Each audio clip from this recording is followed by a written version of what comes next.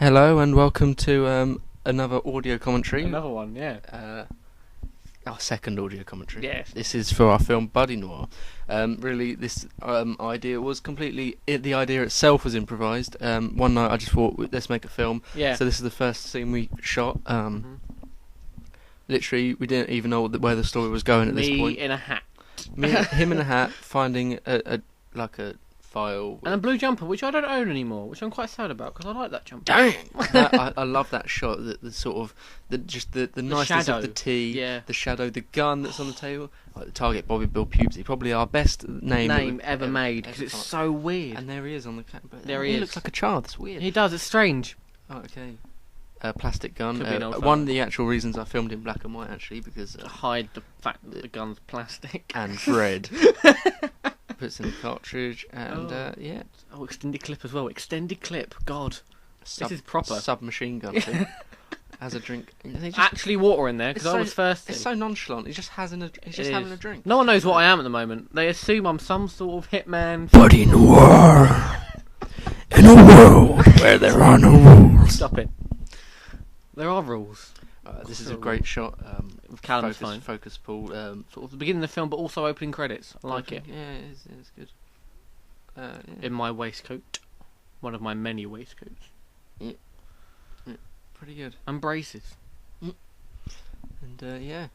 My hair's really long there. It's so long. This is where he finds out he's going to have a partner. Mm. We realised while filming that because there's a use of kids, maybe it's really sort of an overactive game of hide and seek or something like that, which really sort of plays out. Of hand. I mean that's really something for people to think about though. Like they don't actually have to see it that way. Really, it's just a random comedy where spies. it's just a random comedy where we're playing spies. Like if we ended it with us in colour going, "Oh, we found you," it would have been awful. Yeah. So we just Basically, when we thought, let's combine two film genres. So we went on Wikipedia. And we typed in film genres, and we literally went through the list, and we found film noir. We thought, oh, that's quite interesting. And I already knew quite a bit about film noir, like film style and stuff. And everyone knows about shadow shot. This shadow shot. Yeah. Boom. Very noir. It's just noir. And buddy movies, obviously. And buddy movies when there's two people who are usually idiots, on some sort of journey together. So we combine that into what you're watching right now, and it's just amazing. It is one of our best films to date. His infamous black leather gloves, which were actually purple. They were actually purple. Again, one of the reasons we filmed black and white is to avoid the whole costume looking like it should do. This point makes quite clear, although it's random, no one really quite got it. It shows that he's actually got a sight problem. Yeah. Which brings itself to light in the next five less scenes. Than that, yeah. Minute. And yeah, and it's hard to notice why he does that, but yeah, it makes sense later. Yeah. Basically, this is just the opening conversation scene. It implies what their mission's going to be, but also adds a bit of comedy. It does. It's the first sort of real comic. The other idea of this film was it was going to get stupider. Each scene would be progressively more ridiculous. Yeah, each scene would be just more stupid than the last. So yeah, it turned out pretty good. Secret Tesco's. We this was all improvised entirely. And every now and then we would stop and just come up with another idea, and that's why the angles don't change often. Quite add up. But every now and then the angle will change because we've had a new idea. I've stopped filming because I wanted to do this new idea. Secret Tesco's being one of the new ideas we came up with. This is his dart, his special weapon. Which is just a plastic dart that was red or yellow. No, yellow dart. Yellow dart. I should probably sell that in a. It's up there actually. I can see it. Oh, yeah. It's in the very room. Yeah. And yeah. Pretty good, isn't it? And this room, even though it's your bedroom, does sort of look like a weird sort of safe house kind of thing. Even though there's a dartboard in it. Anyway, yeah. It does. It looks unsuspicious. This bit's brilliant. Yeah, great camera movements. So great music build up. Close up of the build, extreme close up of the eye, extreme close up of the dartboard, showing that that's his target. That's what he's aiming for. And the lift up of the hand with the slow continuity, brilliant continuity. Throw, bounce onto the sofa. You actually see it land on the sofa because I look there. You know, and it just implies the his short sightedness. Right, this was after we made a film. It was a 6-minute film called Body Noir. Then we thought, actually, hold on, we actually could make this film longer. So we started thinking of other scenes we could add. This bit. And this was our most epic scene, which involves trying to track down the one person who actually knows where Bobby Bill Pubesy is. So they want to hunt him down. Which is you. Which is me. With. You think it's you. Sort of, yeah. So that is us. Interesting story about the car park. The Gallery car park. Interesting story about the car park. We went in there about 10 o'clock at night. Yeah, because I knew that the lights would go out in there at about 11 because the car park was now closed. We weren't allowed to film in there. No. But we did. We're like banks. We snuck in, yeah. We're extreme banks. we sort of went up into this car park, started filming. Third floor up? Third floor up, yeah. We had a bag full of BB guns, balaclavas, everything. Yeah. Balaclava was also blue, which was another reason we did black and white. Yeah, but I mention it and it's funny. Yeah, it's good. And this is where the chase scene starts. We're lucky that the one place we wanted to film actually had a car in it, because the rest of the car park was completely empty. This is a great comic scene, but also a good chase scene. Yes. This is very noirish, actually. I think very noir. Slightly a bit more Benny Hill. Yeah, but it's actually quite a good chase scene. Like, I can imagine seeing this in a film. Yeah. You got his hat, which was like a lemon. All the balaclavas just come off. Continuity error. But he could have run that fast. It flew off his head. Yeah. This is a great moment. I was like watching my hair at this point. This bit. It's when it was really long. Oh. Hat's gone. And then lying there. And then you get killed. Run into a pillar. By running into a pillar. We never know, do we? We never know if I die. He could just be unconscious. But it's like, is he dead? He does look pretty dead, but we never know. We don't know, because neither of us are well trained. In Body Noir 2, he returns to settle the deal.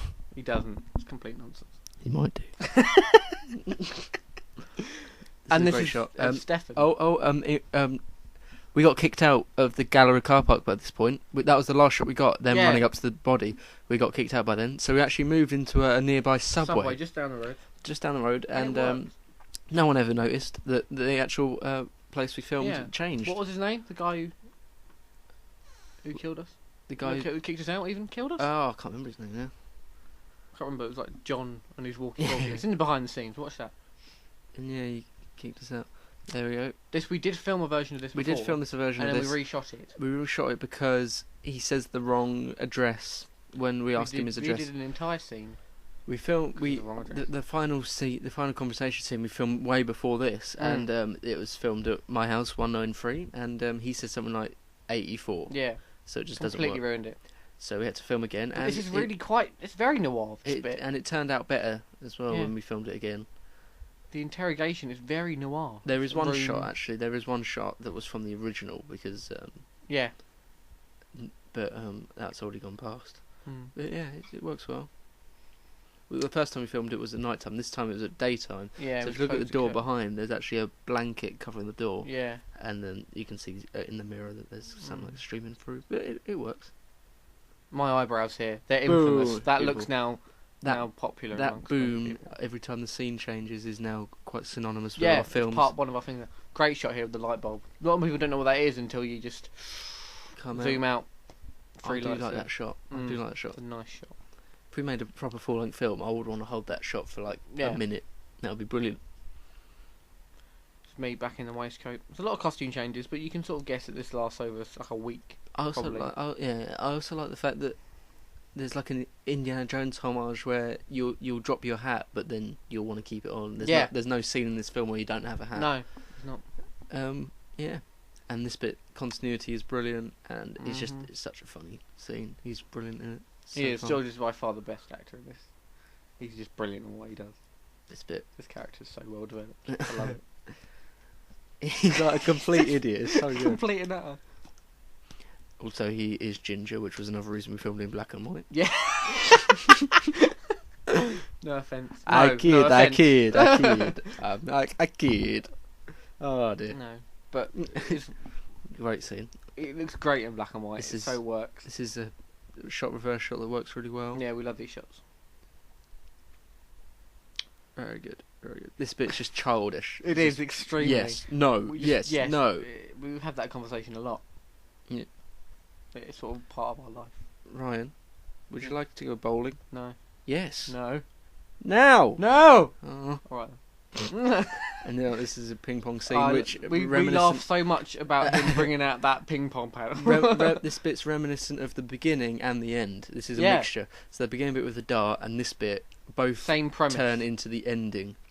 They mix together into the ending. I'm just so cash. Bonk, bonk, bonk, bang in the face. Great edit in there. That so works. That's brilliant. I love it. And that's basically what the ending is. But you'll see that. Another boom there. Another. Final scene of the film. This was shot after everything that just happened before. This happened before. This was on our first day. This was the original ending of the shorter version. And it's the original ending of the longer version. Yeah, we've just filled out the middle, really. Yeah. Kept the beginning and the end. We filmed 3 extra scenes for the middle. And so there's 6 scenes overall. We filmed 3 scenes. We just doubled it in length, basically. This is so weird, and we just try and get through the front door. Yeah, I don't know what's going on there. No, it gets progressively more stupid. This is definitely the stupidest scene. And then we both. He tries to get through a letterbox. He's trying to get through a window. I'm more realistic. He's more realistic, but I'm not that physically strong. The window that I did. And I go along with him trying to get through the letterbox. I just accept it. It's just at this point you just don't care. It's desperation. Just you do whatever you want. And then you finally come up with the idea. Well, why don't we just knock? Again, another stupid idea. Because the last scene, they start to plan out this whole thing where they're going to follow him from a train station, follow him home. Yeah, it's so elaborate. And then they just decide to knock, which it's ridiculous. Never thought about. But now they found his address, which was the main aim of this. Yeah, that was the main. So now he's got his hand stuck. So also these two don't have names. Nope. The only names in this film are Jane and Bobby Bill Pubesy. Yep. Here we go. Not many people noticed that. I put the gun in the jumper and he puts a bit of string away, like he's going to strangle them. This is my mum playing Jane Bill Pubesy. Bobby's mother. Brilliant acting on her part. It's the look hilarious. she gives in a minute is amazing. Brilliant. Just a little last glance of it's her last grasp of fame. As she's walking out the door, she just doesn't want to leave. Here, watch her. She does not want to leave. Please let me stay. This is where we first realised that the person we're finding is a child. This is a kid. Here we go. This is a scene that was homaged Pulp Fiction, where they stand outside a door, planning how they're going to kill the person, whatever. Then they go in, and their plan is to shoot. I turn slightly New Zealander when I say we've got a gun. Their plan is to shoot, but he decides to throw his dart anyway. Bang, bang, bang, into his neck, kills him. He then knocks dies. him over, shoots the gun, kills him. And then we have neither of them actually dead homage. yet. This is a romantic moment. We have a homage to what's the film? Oh, what's the film? Well, you can't really talk about the it. The one with the 2 girls in the car. What are you talking about? 2 women in the car and drive off a cliff. Can't remember what it's called. That's gonna piss me off. It's called Last Night because that's what I did last night. No, it's Thank you for listening. We've got 3 seconds. Thank you for listening. Thank you for listening. What it's called. Thank you.